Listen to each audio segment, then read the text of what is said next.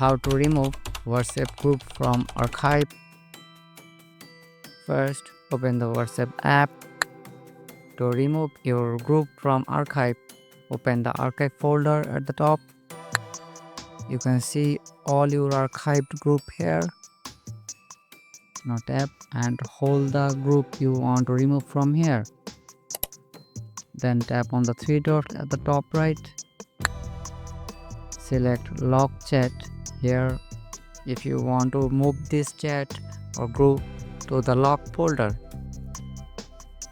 or tap on unarchive to remove this chat or group from archive. See, your group is gone from this archive list, and that's it. This is how you can remove WhatsApp group from archive. If this helped you, follow for more quick WhatsApp tips.